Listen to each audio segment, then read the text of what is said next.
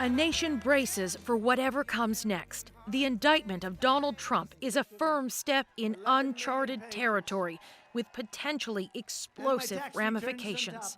We're witnessing American history. Never has a former president been indicted or charged with the crime. The charges are under seal, but inside this Manhattan courthouse, a grand jury has spent months investigating a hush money payment to adult film star Stormy Daniels to keep their alleged affair secret in the final days of the 2016 election campaign.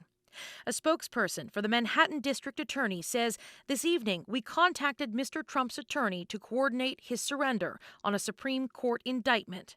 I think this is an outrage, but I also think at a time when the American people are struggling so much that this will only further serve to divide our country. Trump is maintaining his innocence. In a statement, he says this is political persecution and election interference at the highest level in history, calling it part of a witch hunt to destroy the Make America Great Again movement.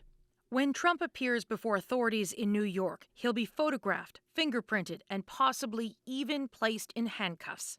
It is a moment he is said to fear, and yet is using it to his advantage, fundraising off his legal troubles and gaining sympathy from supporters. The new weapon being used by out-of-control, unhinged Democrats to cheat on election is criminally investigating a candidate. Security has been ramped up around the Manhattan courthouse after Trump previously called for protests and suggested his arrest could trigger violence. A threat police are forced to take seriously after what the world witnessed on January 6th, the display of raw volatility among his hardcore supporters. So, Katie, you were talking about the security concerns. What are we seeing in terms of political impact there? Anytime Trump has faced real legal trouble, Republicans unite behind him, including powerful lawmakers who are absolutely ripping apart this development on social media. Expect that to intensify in the lead up to next Tuesday. One of Trump's lawyers tells the New York Times that's when he'll surrender. Ian. Thanks, Katie. Thanks. Well, for some analysis, let's speak to Adam Kaufman, a former prosecutor and chief of the investigative division in the Manhattan District Attorney's Office, the office that's investigating all of this. Adam, thanks for joining us. Ian, thanks for having me on the show tonight. We don't have the grand jury process in Canada, so what do we know, if anything, about the evidence in this case and how strong it is? Sure. Well, at this point, we really don't know too much. Under New York law, the grand jury process is secret, and until the indictment is unsealed by a court, we won't know exactly what it contains. We do know at this point, we at least have been heard in the public media that it involves the Stormy Daniels, the hush money, and allegations that business records were falsified to cover up those payments. And it's what they always say, the cover up is sometimes worse than the crime, and that may just be the case here.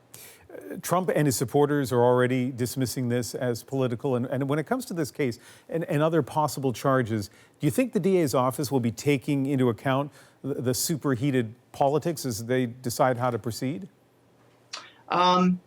It's hard to say. I mean, the politics are really out of control. Everything, as you see in the media, everything here is political now.